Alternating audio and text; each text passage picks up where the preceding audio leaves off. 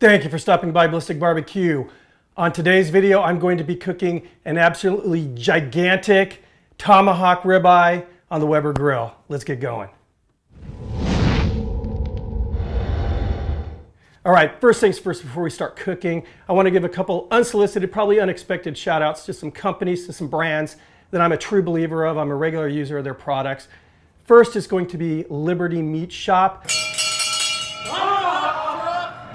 Newer butcher shop here in San Diego, and once you see this piece of meat that I'm going to be cooking up, you will be looking them up online. They do offer online sales, and it's an old school butcher shop. Old school. Check this out.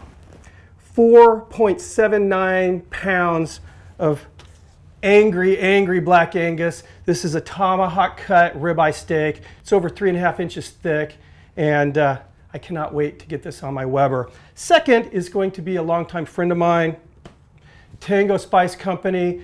Tango Joe, he's got a lot of heart. He puts a lot of passion into his spices. And when I'm cooking a good piece of steak, there's two ways I'll do it. Either with, a nice good kosher sea salt and pepper, or this right here. This is one of my all-time favorite seasoning rubs. It's Midnight Espresso by Tango Spice Company, and it's got pretty much every flavor note that you want to hit. It's got a little bit of sweetness from some brown sugar. It's got some ancho chilies for a little bit of heat. And it's got this espresso, some coriander. So it's everything. I mean, it hits sweet, spice, savory. It's perfect blend, and it goes really, really good with beef. So that being said, we are going to start seasoning this bad boy. And I do mean bad boy. I'm going to go ahead and hit it with this Midnight Espresso very liberally. I want to get a nice, good crust here. And there we go. As you can see, nice, even, pretty thick coating. What I'm going to do now is allow the natural juices in this meat to kind of sweat through that rub, let the rub penetrate a little bit.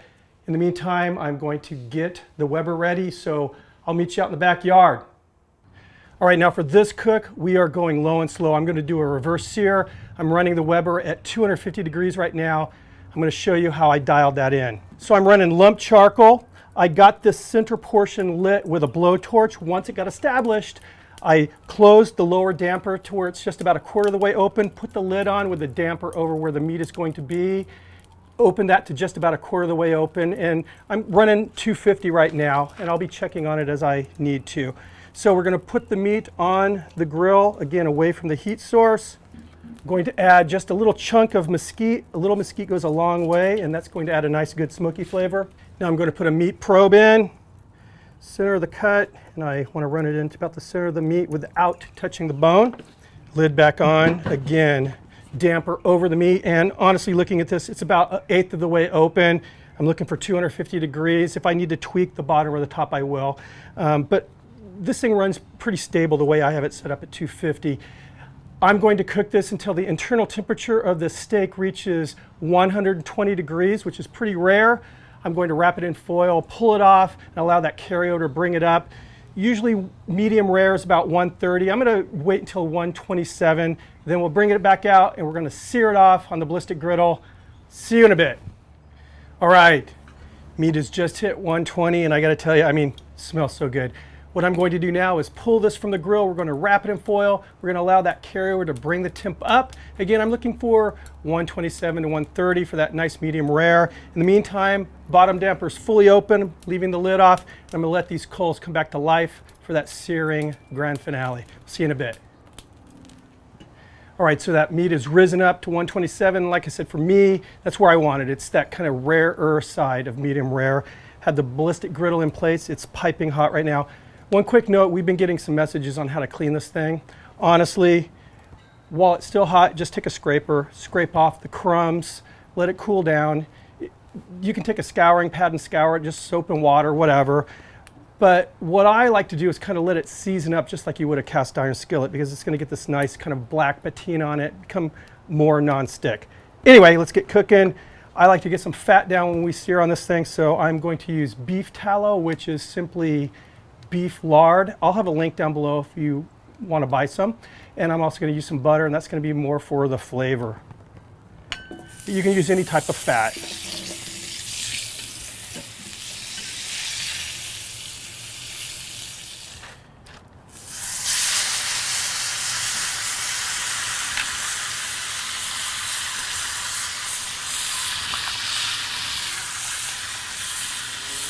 We're just looking at about a minute per side.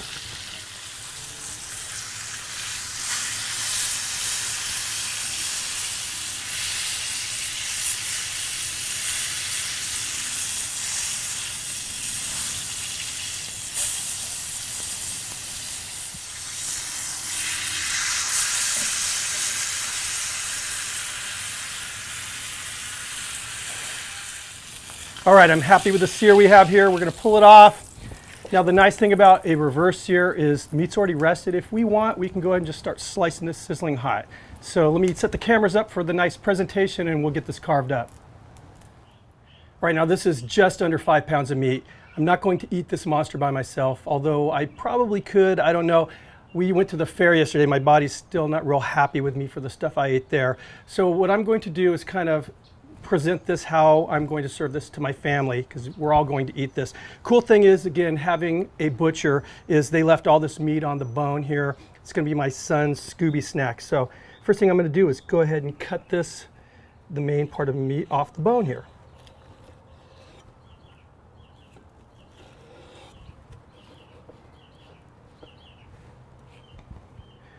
Let's go ahead and take a look. There we go. Nice, beautiful medium rare. Now I'm going to go ahead and just slice slices. And here we go. You have to admit, pretty darn sexy here, pretty darn sexy. Let me try this out. Take a nice little centerpiece.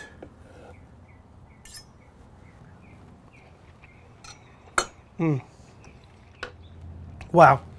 This meat, this Angus is just so tender, so flavorful, and that midnight espresso just accentuates this awesome beefy flavor. I mean, again, just these savory notes, these little slightly sweet notes. It's just the perfect blend. I love this on beef. I love it on beef. Anyway, guys, check out Tango Spice Company. Check out Liberty Meat Shop.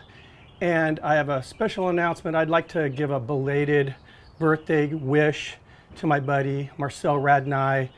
Big 24, man. You got a long way to go, brother. Anyway, happy birthday. You guys, thanks for stopping by, and I'll see you on the next video. Cheers.